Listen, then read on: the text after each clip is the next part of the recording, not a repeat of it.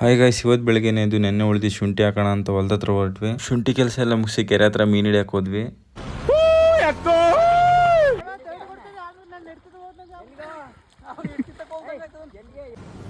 ಅರ್ಥ ಆಯ್ತು ಅನ್ಸುತ್ತೆ. ಅಂತ ರಾಜಾದಿ ರಾಜ ಇಟ್ಟು ಸಿಂಹದೊಳಗೆ ತಿಗಡ್ ತೊಮ್ ತೊಮ್ ತಿಗಡ್ ತೊಮ್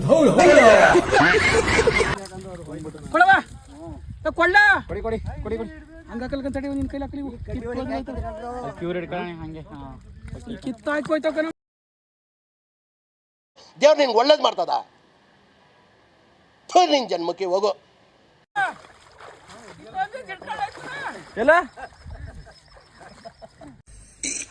ಅಣ್ಣ. ಸಖತ್ ಆಕ್ಟಿಂಗ್ ಮಾಡ್ತಿದ್ದೆ ಕಣ, ಕಲಾವಿದ ಕಣ. ನಮಸ್ಕಾರ ಕಣ, ನೀನು